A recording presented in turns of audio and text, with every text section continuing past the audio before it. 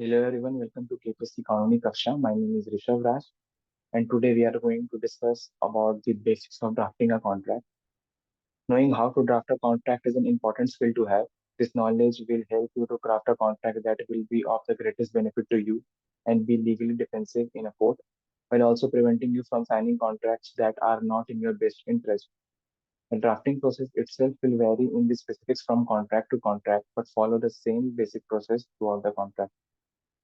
So this Kaksha attains to address the meaning of a contract drafting, process of drafting a contract, the various do's and don'ts of drafting a contract, the essential points to keep in mind before agreeing. And in the later part, we are also going to discuss about the couple of the other essentials of drafting a contract. First, it is very important to know what is the meaning of a contract and what is the meaning of a contract drafting.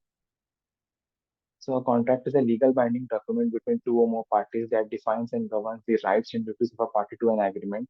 It is an agreement between two or more parties that create an obligation on all parties to perform or not perform a particular action or a set of related action. Whereas the process of drafting a contract entails expressing the set of a terms and a condition of an agreement in writing so as to create a legally binding document in writing that is as clear and concise as possible and attempts to accurately reflect the intention of a party as much as possible. Now let's move on to the basic process of drafting a contract. So in this, there are basically three process for drafting a valid contract. First one is the purpose of making a contract. Second one is the feasibility of a contract. Third one is the prediction of an issue that may arise out of a contract. Now let's briefly discuss all these three basic process. Firstly, one must understand what the subject and object of a contract is and what is the role played by a parties in achieving that desired subject and object. The contract must include the rights and the duties that the parties to a contract have in relation to one another. Each one of the parties is there to fulfill a particular purpose, and such purpose and role must be easily and clearly understood while drafting as well as while reviewing a contract. Secondly, the feasibility of a contract must be kept in mind whether the terms and the conditions given in a contract are capable of being carried out, whether the parties to a contract are capable of executing their rights and duties, which party gain most and which one take upon most of the liability during the tenure of a contract. Such questions need to be answered in order to determine the feasibility of a contract. Thirdly, one must be able to predict the issues, the problem, and the disputes that may arise out of a contract in the future scenarios.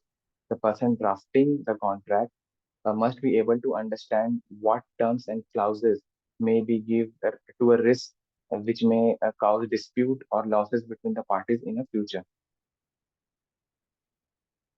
Now let's see what are those things which a drafter need to do while drafting a contract. A contract draft must answer all five W's. The question formed from these five W's are: who are the parties to a contract? What is the contract for?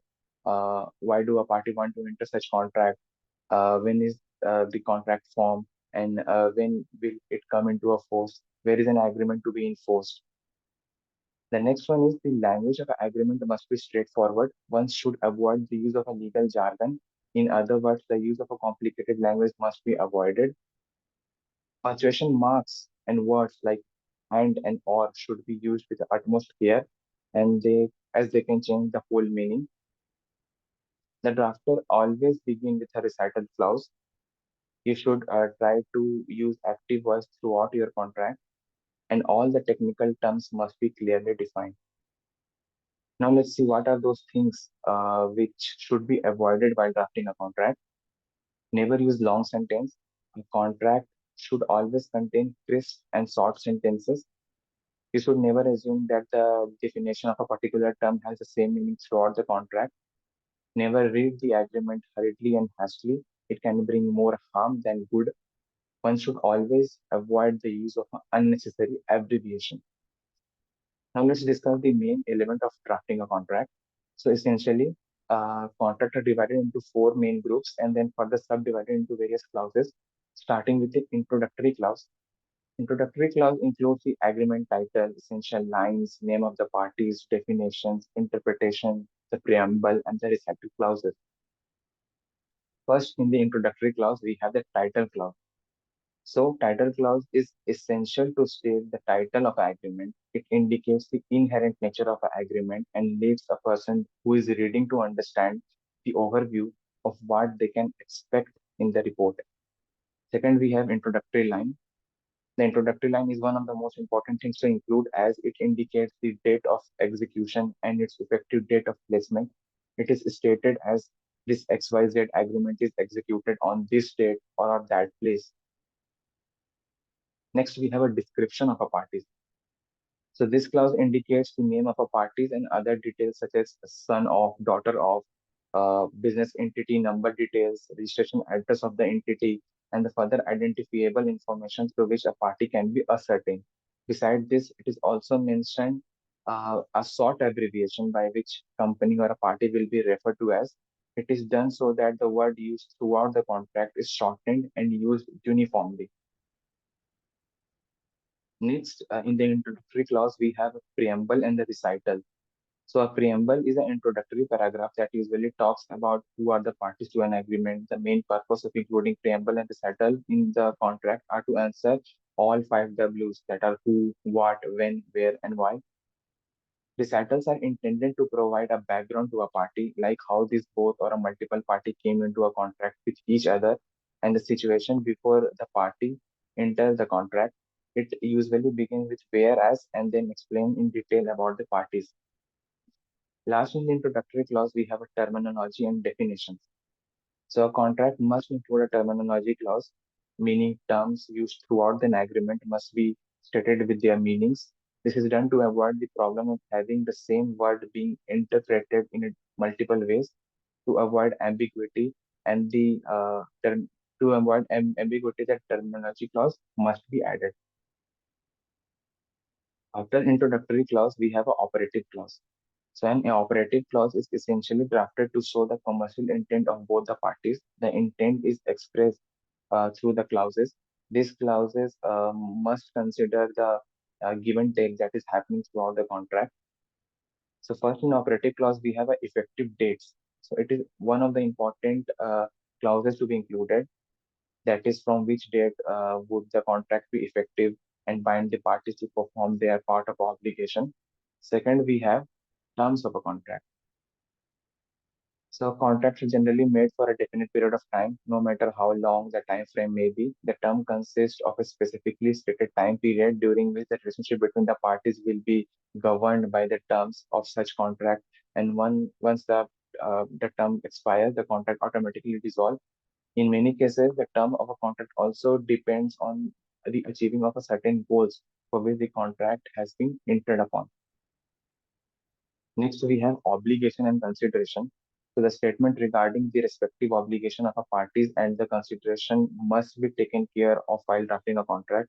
The party should be made aware of their duties in writing to avoid confusion in future. Beside the obligation clause, the consideration clause, that is what party will receive in return for their performance, must also be mentioned. Last, we have a termination. So this clause is necessary because it clearly states the circumstances under which an agreement can be terminated. This operative clause should be entered into the contract diligently, as gaps in it can lead dispute in future. Also, one should remember that nothing should be inserted that is in favor of only one party. So after our operative clause, the boilerplate provisions are to be drafted in the contract. So boilerplate clauses are considered the standard provision that are pinned down to focus on the contingency of a contract. In such clauses, the solution of inevitable events is provided. Here we have governing laws.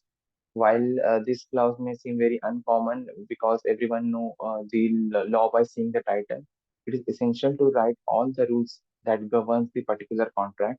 This clause become one of the most critical clause in the international agreements. Next, we have dispute resolution.